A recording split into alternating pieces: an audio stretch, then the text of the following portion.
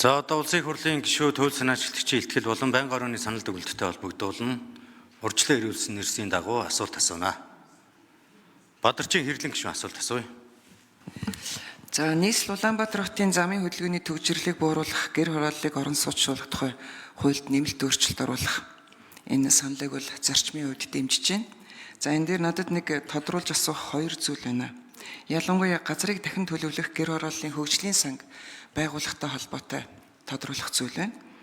Тэгэхээр энэ дээр ерөнхийдөө энэ газрыг дахин төлөвлөж гэр хорооллын хөгжлийн санг одоо сангийн хөрөнгийг юу юунд одоо зарцуулах вэ гэдгийг энэ дээр 7-гийн 3 дээр бол тодорхой заасан байна л да.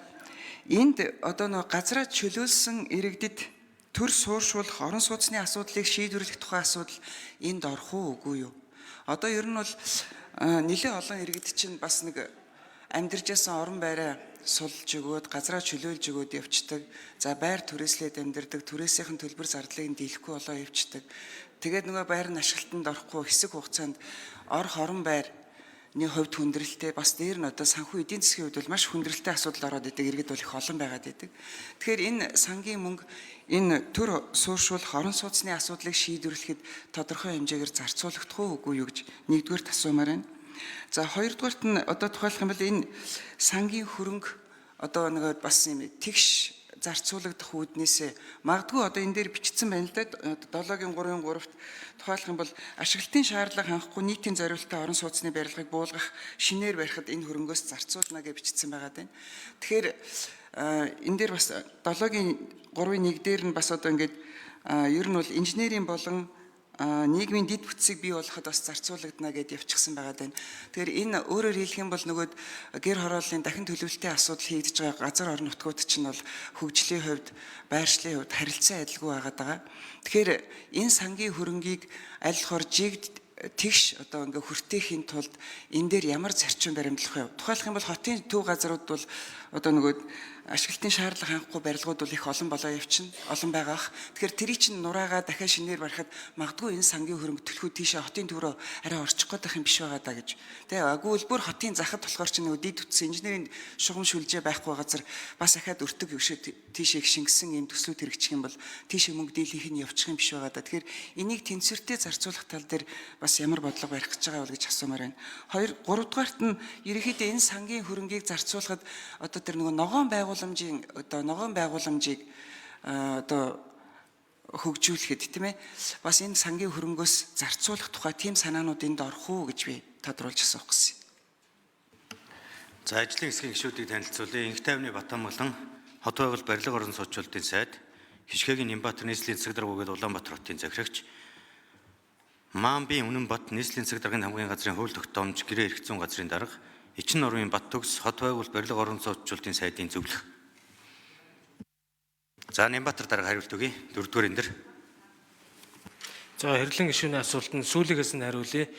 Бид 2023 оны 12 дугаар сард Улаанбаатар хотын автозамын төвчрлийг бууруулах, гэр хорооллыг орон сууцчлуулах тухай хууль батлагтаа зэрэгцэж Улаанбаатар хотод баригдах барилгын ногоон байгууламжийн харьцаанд өөрчлөлт оруулсан.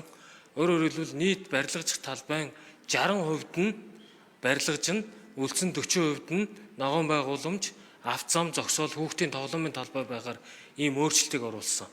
Тэр утгаараа гэр хорооллыг орон сууцчлуулах энэ хуулийн хүрээнд газар чөлөөлтийн сангаас хамгийн нэгдүгээрт бид нар газар чөлөөлтийн ажлыг зохион байгуулна. Хоёрдугаарт бид нар чөлөөлөгдсөн газар дээр инженерийн шугам сүлжээ дид үтсийг татах ажлыг зохион байгуулна. Гуравдугаарт ашиглалтын шаардлага хангахгүй орон сууцыг дахин одоо барихад энэ одоо сангийн хөрөнгийг зарцуулна гэж байгаа.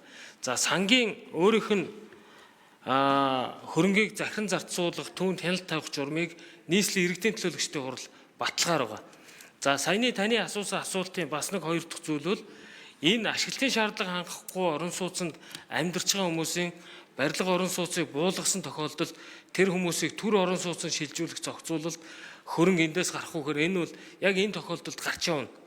Ашиглалтын шаардлага хангахгүй орон сууцуудыг бид ерөнхийдөө ихэвчлэн төр хувийн хвшлийн түншлэлээр явуулъя.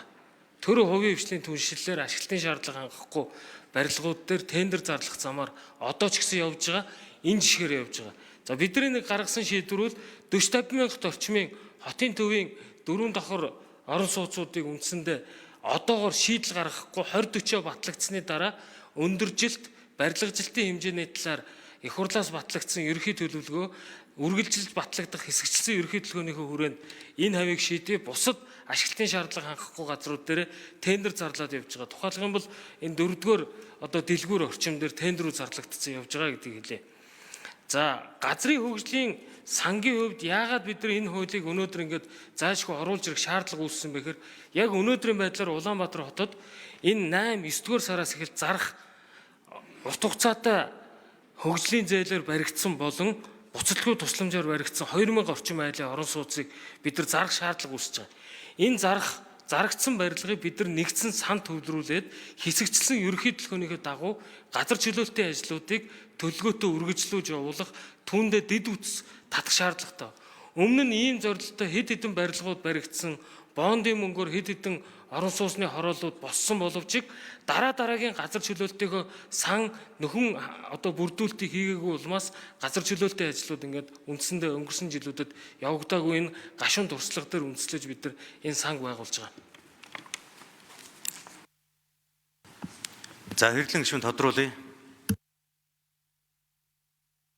Тэгэхээр энэ одоо газар ашиглалтын газар дахин төлөвлөх гэр хорооллын хөгжлийн сангийн удирдлага зохион байгуулалт энэ хяналтын энэ үйл ажиллагаанд иргэдийн оролцогч талуудын одоо идэвхтэй тэгш оролцоог хангах тал дээр та бас одоо ямар бодлого баримтлах вэ гэж би асуумаар байна. За Нямбатар дарга нэмж хариулъя.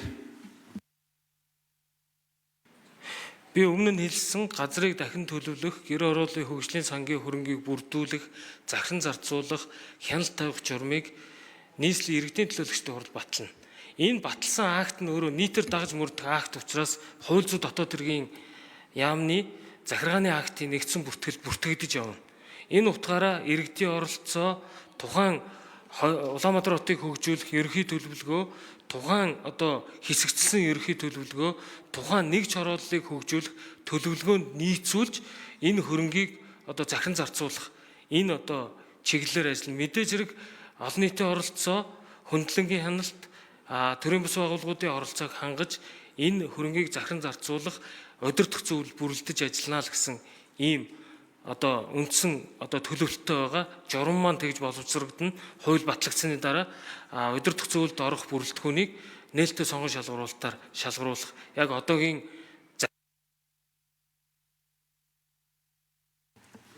За Од сүрэнгийн Номын Жимэг гишүүн асуулт асууя.